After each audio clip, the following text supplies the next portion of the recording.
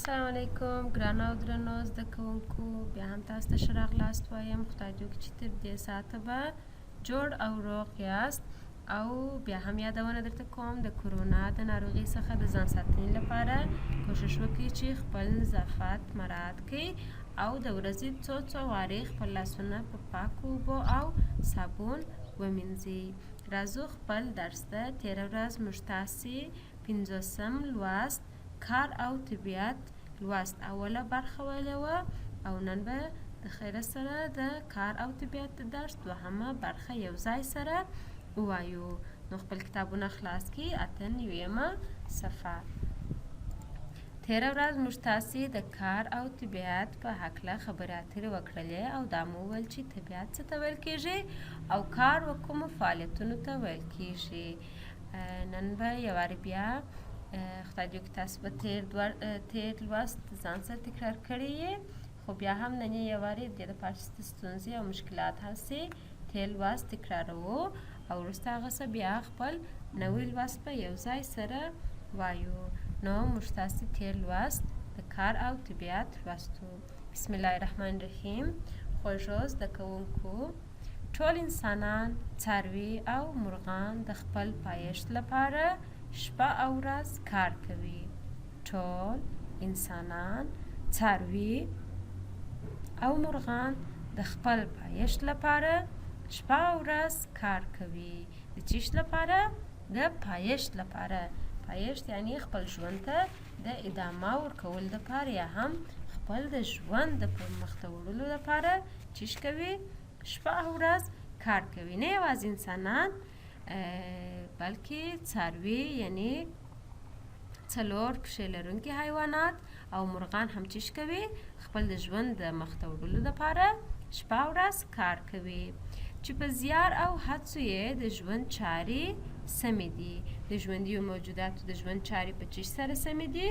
په زیار او هڅو باندې. زیار او هڅې یعنی کوشش. لکه موږ ته چې را معلومیږي که چیرې موږ ډېر کوشش وکړو کولای سو خپل په لوست کې یا هم په مکتب کې لوړه درجه راوړو او که لږ کوشش وکړو بیا نو چیش کیږي زموږ درجه کښته کیږي. نو په ژوند کې هم د هغه شکل سره که چیرې څوک ډېر زیار او کوشش وکړي ژوند یې سم پرمخ ځي او که چیرې زیار او کوشش ونه کړي نو ژوند به یې سم پرمخ نه ځي. د مثال په توګه بزګران موږ ته غنم، جوار او داسې نور کري. تېره ورځ مو ویل بزګر به چاته ویل کیږي؟ هغه څوک چې کښت کوي یعنی څه شي کوي؟ خوراکي توکي یا هم داسې نور شیان کري. لکه مثال ترکاري، سبزیجات یا هم مثال وریجې، غنم او داسې نور شیان چې کري هغه څه ویل کیږي؟ بزګر ویل کیږي. چې موږ دپاره غنم، جوار او داسې نور کري چې د همدغو بزګرانو له برکته زموږ دسترخوان په ډوډۍ او نورو شیانو باندې رنګینه وي. دا زموږ تاسې تېر لوستو. نو اوس به راځو د خیره سره خپل نوی لوست به شروع کوو. بسم الله الرحمن الرحیم. کار او طبیعت دوهمه برخه. همداراز د مالیار د یوم په برکت باغونه او بڼونه سمسوریږي. مالیار چاته ویل کیږي؟ باغبان یا هم هغه چاته چې په باغونو کې کار کوي هغه ته مالیار ویل کیږي. نو د مالیار د کار او کوشش د برکته باغونه او بڼونه، بڼ او باغ دواړه یوه معنا لري. تاسو به یې پېژنئ. بیا هم زه تاسو ته وایم باغ په هغه ځای کې چې د میوو درختي او نور درختي کرل کیږي یا هم روزل کیږي هغه ته باغ ویل کیږي. شاید تاسو به د میلو په وخت کې باغونو ته تللي یاست او لیدلي به مو چې هلته بېلابېلې یا هم رنګارنګ درختي میوه لرونکي او یا هم نه میوه لرونکي درختي پیدا کیږي چې څه شي د مالیار یا د باغبان د برکته باغونه او بڼونه سمسوریږي. سمسورېدل یعنی شین کېدل. چیش کوي؟ باغبان یا هم مالیار د درختو څخه ساتنه او روزنه کوي او د دې د کار او کوشش د برکته هغه باغونه او بڼونه شنه کیږي. نو که چیرې موږ لاس تر زنې کینو دا خبره څرګنده ده چې له زیان سره به مخامخ شو. که چیرې موږ لاس تر زنې کینو. لاس تر زنې کیناستل یعنی کار یا هم فعالیت نه کول. یعنی که چیرې زموږ یو کار په مخ کې او موږ هغه کار نه کوو نو دې ته څه ویل کېږي؟ لاس تر زنې کیناستل ویل کېږي، یعنی کار نه کول. نو دا خبره څرګنده یا هم ښکاره یا معلومه ده چې له زیان یا هم تاوان سره به مخامخ شو. که چیرې موږ کار او فعالیت ونه کړو نو څه کېږي؟ د تاوان سره مخامخ کېږو. هوښیاران وایي، هوښیاران یا هم مشران، هغه کسان چې تجربه لري او در موږ په ډېرو شیانو پوهې، هغه وایي کار وکړئ ځکه چې د بیکاري ژوندون ګران دی. چې لپاره باید موږ کار وکړو؟ ځکه چې د بیکاري ژوندون ګران یا هم سخت دی. دلته ګران ده سخت معنا ورکوي. که چیرې موږ کار او فعالیت ونه کړو نو څه کېږي؟ موږ ته ژوندون سختېږي.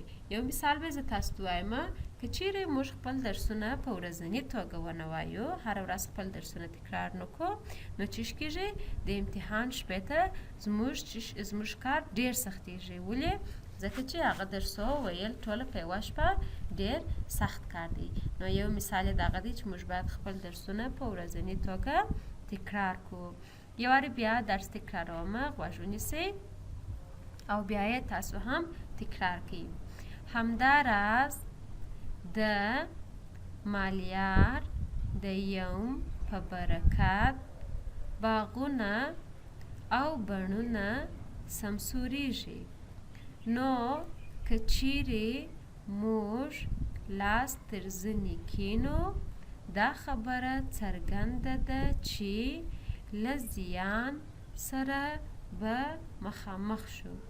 هوښیاران وایي کار وکړئ ځکه چې د بیکاري ژوندون ګران دی. ښه نو خدای دې وکړي چې په دې درس کې به کوم ستونزه یا هم مشکل نه لرئ. بیا هم د ځان سره په کورونو کې 3 او 4 وارې تکرار کړئ تر څو چې په ډېر ښه توګه مو زده سي. بیا هم دا د کار او فعالیت ځینې مثالونه او نمونې دي او دا میوې هم چې شي دي د مالیار یا هم د باغبان د زیار او د کوشش نتیجه ده چې موږ ته رارسیږي. که چیرې باغبان یا هم مالیار زیار او کوشش ونه کړي نو موږ نشو کولی چې شو کو د دې میوو څخه ګټه واخلو. راځو و فعالیتونو ته. تاسو به دا لوست یو وارې ولولئ او نوې کلمې یا هم کم نوې لغتونه چې وه خپل په کتابچو کې به یو وارې ولیکئ. د هر لغت څخه به یوه لیکه ولیکئ او بیا به دا نوې لغتونه په جملو کې استعمال کړئ. زده کوونکي دې د خپلې کورنۍ په مرسته د دوبي د موسم د میوو او سابو نومونه ولیکئ. لکه څنګه چې موږ تاسو پوهېږو د هر موسم میوې او سابې یا هم هغه سبزیجات او ترکاري چې شي دي بیل بیل یا هم جلا جلا دي. د مثال په توګه موږ نشو کولی چې په ژمي کې هندوانه لاسته راوړو یا هم مثال په ژمي کې خټکۍ لاسته راوړو. نو دا چې دي د دوبي میوې دي. د داسې نورو میوو او سبزیجاتو نومونه هم تاسو خپل د کورنۍ، خپل د مور یا هم پلار په مرسته ولیکئ چې په دوبي کې یا هم د دوبي په موسم کې موږ کم میوې او سابې لاسته راوړلی سو. راځو ستاسو کورنۍ دندې ته. ستاسو کورنۍ دنده هم دا ده چې په خپلو کتابچو کې بیا هم د دا لاندې ګډوډو کلمو څخه یوه جمله جوړه کړئ. تاسو یو وارې درس بیا د خپل ځان سره تکرار کړئ او دا جمله په لوست کې پیدا کړئ او بیا یې په سمه توګه یا هم په صحیح توګه ولیکئ. او ستاسو دوهمه کورنۍ دنده هم دا ده چې دا لوست خپل په کتابچو کې 2 وارې ولیکئ.